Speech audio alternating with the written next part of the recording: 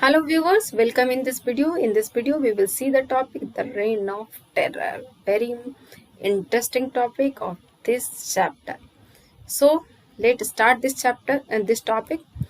इसमें आप देखेंगे कि 1793 से 1794 ये पूरा का पूरा पीरियड रेन ऑफ टेरर के नाम से जाना जाता है। क्यों जाना जाता है रेन ऑफ टेरर के नाम से? डर का समय क्यों?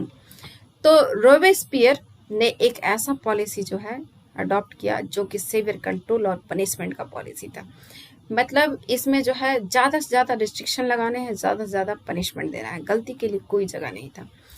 इस रोबेस्पियर को जितने भी लोग उसको एनिमीज दिखाई दिए, जो उसको लगता था कि रिपब्लिक के एनिमीज है, जैसे ex nobleman, clergy, members of other political parties, कोई भी, इवन कि खुद उसकी पार्टी में भी अगर कोई ऐसा था जो कि उसके मेथड से एग्री नहीं करता था, तो उसको सबसे पहले अरेस्ट किया गया, जेल में डाला गया, उसके बाद रेवोल्यूशनरी ट्रिब्यूनल में भेजा गया।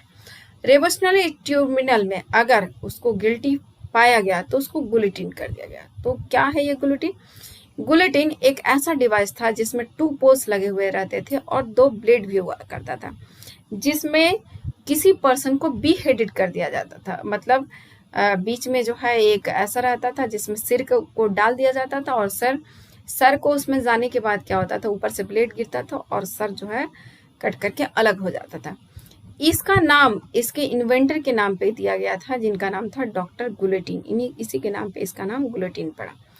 रॉबेस्पियर के गवर्नमेंट में जो है जो लॉ इंट्रोड्यूस किया गया वो मैक्सिमम सीलिंग था इन ऑन एनी वेज और प्राइसेस। मतलब कोई किसी को जो बेज मिलेगा या जो प्राइसेस मिलेंगे सब के सब फिक्स कर दिया गया। मीट और ब्रेड को जो है वो राशन किया जाने लगे। पीजेंट्स को जो है बोला गया कि वो सिटीज में पहुंचाएंगे और वहां पे जो गवर्नमेंट का फिक्स प्राइस है उसी पर वो उनको बेचना भी होगा। साथ में जो एक्सपेंसिव फ्लोर हुआ करता था, व्हाइट फ्लोर, उसको जो है मना कर दिया गया, उसको कोई इस्तेमाल नहीं कर सकता था। जो सिटीजन थे उनको जो है क्या खाना था, तो उनको जो है इक्वलिटी ब्रेड खाना था, जिसको पेन डी गैलेट बोला जाता था। Normally it is known as equality bread, जो कि होल व्हीट से बनता था। इसके अलावा जो स्पीचेस था उसमें भी जो है इक्वलिटी को इंट्रोड्यूस किया गया। कैसे? लेट्स अब स्पीच में जो ट्रेडिशनली जो वर्ड था मोन्सियर, सर और मैडम ये इस्तेमाल करना मना हो गया। इसकी जगह सिटोयन और सिटोयोनी जो है इस्तेमाल करना था। चर्चेज बंद कर दिया गया। उनके जो बिल्डिंग्स थे उसको बैरक्स या ऑफिसेस में कन्वर्ट कर दिया गया। रॉबेस्पियर ने जो अपने पॉलिसी को जो बहुत ज़्यादा रिलेंटलेसली जो है इस्तेमाल किया, जिसकी वजह से जो है जो सपोर्टर्स थे वो भी मॉडरेशन का डिमांड करने लगे। फाइनली क्या हुआ कि एक बार वो खुद ही जो है वो कन्विक्ट हो गया, कोर्ट में पहुंचा। जुलाई 1794 को उसको अरेस्ट किया गया और नेक्स्ट डे जो है उसको भी उसी तरह से गुलेटिन कर दिया गया जैसा कि उसने बहुतों को किया था। यहाँ पर लिबर्टी को लेके 2 कॉन्फ्लिक्ट आइडियाज हैं। ये पहला आइडिया जो है कैमिले डेसमॉलिन का है। इसका कहना था कि कुछ लोग ऐसा सोचते हैं कि लिबर्टी एक बच्चा है जिसको जो है फेजेस के थ्रू जाना है और ये इसको काफ़ी डिसिप्लिन होना चाहिए जब तक ये बड़ा नहीं होता है। लेकिन इसका मानना था क्वाइट अपोजिट है। लिबर्टी एक्चुअली हैप्पीनेस है, रीजन है, इक्वलिटी है, जस्टिस है, ये डिक्लेरेशन ऑफ राइट्स है। और अगर आप चाहते हैं कि अपने जो है एनिमीज को, you like to finish all your enemies by guillotine them, अगर गुलेटिन करके जो है आप अपने एनिमीज को जो है ख़त्म कर देंगे, तो has anyone heard of something more senseless? ज़्यादा सेंसलेस कोई बात हो ही नहीं सकता है। Would it be possible to bring single person to the scaffold without making 10 more enemies? इसका कहना ये कि अगर आप जो है किसी एक आदमी को भी सजा देते हैं तो आप अपने 10 दुश्मन और तैयार कर लेते हैं, जो कि उसके रिलेशन के लोग होंगे, उसके फ्रेंड के लोग होंगे। तो ऐसा जो है व्यू था वो था किसका? ये याद रखना है, कैमिले डेसमॉलिन का था। नाउ हम लोग देखेंगे रोबेस्पियर का क्या व्यू था। रोबेस्पियर का मानना था, उसने जो है एक स्पीच में जो है अपनी बात रखी थी कि डेमोक्रेसी को लाने के लिए जो है अगर कुछ ज़्यादा रिस्ट्रिक्ट होना पड़े तो कोई दिक्कत नहीं है, जितने भी लिबर्टी के जो दुश्मन है उन सबको जो है हटाना होगा। ऐसा है, रेवोल्यूशन जो है डेमोक्रेटिक गवर्नमेंट में भी हो सकता है कि रेवोल्यूशन लाने में थोड़ा टेरर हो, और टेरर ये जो होगा ये कुछ नहीं है, जस्टिस है, स्विफ्ट है, सेवियर है, फ्लेक्सिबल है।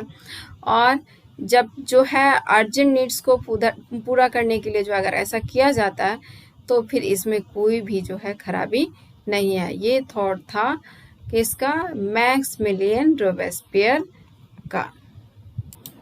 ये एक जो पिक्चर है इसमें दिखाया गया कि कैसे जो है रेवोल्यूशनरी गवर्नमेंट जो है लोगों को मोबिलाइज करने का काम किया करती थी। फेस्टिवल लाइक जो है सीन क्रिएट किया जाता था, और उसमें सभी लोगों को जो है बुला करके जो है प्लेटफॉर्म पे जो है मिडिल में जो दिया हुआ है कॉलम पे देख रहे हैं बहुत सारे मटेरियल्स है डिसमेंटल किए जा रहे। ये मतलब इस तरह के इंसिडेंट्स जो क्रिएटिविटी थी ये इसलिए किया जाता था कि लोग जो है समझ सके, लोग जो है गवर्नमेंट के साथ आ सके और वो एक्टिव हो सके। नाउ क्या हुआ मैक्समिलियन रोबेस्पियर के बाद? Direct rules come to France. कैसे डायरेक्ट रूल आए? तो जैकोबिन गवर्नमेंट जो है मैक्समिलियन रोबेस्पियर के साथ ही खत्म हो गई, और जैसे ही ये गवर्नमेंट खत्म हुई जो बेल्जियन मिडिल क्लास था उसने फिर से पावर को अपने कंट्रोल में ले लिया। फिर से एक नया कॉन्स्टिट्यूशन इंस्टीट्यूट किया गया जिसमें पहले वाला सिचुएशन को लाया गया, मतलब नॉन प्रॉपर्टी सेक्शन जो थे उसको फिर से वोट देने से मना कर दिया गया, और इसमें 2 इलेक्टेड लेजिस्लेटिव असेंबली को जो है बनाया गया। साथ में एक डायरेक्टरी को बनाया गया जिसमें 5 मेंबर्स बनाया गया। एग्जीक्यूटिव था, डायरेक्टरी एग्जीक्यूटिव था, जिसमें 5 मेंबर्स बनाया गया। ऐसा क्यों किया गया? तो ऐसा इसलिए किया गया क्योंकि ये लोग अभी जो है मैक्समिलियन रोबेस्पियर का देख चुके थे, जिसमें जब पावर एक के हाथ में चला जाता है तो बहुत ज़्यादा जो है प्रॉब्लम हुई थी। तो अब ये बिल्कुल नहीं चाहते थे कि किसी एक आदमी के हाथ में जो है वो पावर कॉन्सेंट्रेट करे, इसलिए इन लोगों ने 5 मेंबर्स का जो है एग्जीक्यूटिव बनाया। लेकिन जो ये लोग सोच के किए थे वैसा कुछ हुआ नहीं। जो डायरेक्टर्स थे, 5 डायरेक्टर्स थे, वो सब क्लास करते रहते थे अपने में भी, साथ में इनका लेजिस्लेटिव काउंसिल के साथ भी क्लास होते रहता था, जो कि अक्सर जो है धमकी देते रहता था डायरेक्टर्स को कि वो डिसमिस कर देगा। इस बीच जो है बहुत ज़्यादा पॉलिटिकल इनस्टेबिलिटी आ गया, और ये जो डायरेक्टरी का इनस्टेबिलिटी था इसने जो है वहाँ पर मिलिट्री डिक्टेटर नेपोलियन बोनापार्ट के लिए जो है रास्ता खोल दिया। अब इन सब से क्या हुआ?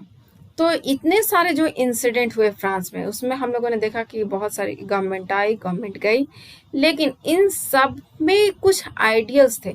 आइडियल्स क्या थे? Freedom, ideals of freedom, ideals of equality before the law, fraternity, इन सब ने जो हर किसी को इंस्पायर किया। ये जो है फ्रांस के हर मूवमेंट का इंस्पिरेशन था, और बाद में यूरोप से लेकर के जो वर्ल्ड के दूसरे पार्ट में जो कंट्री थे वहाँ पे भी जो एक्टिविटीज हुए उन सब के लिए भी इंस्पायरिंग साबित हुआ। Now thank you.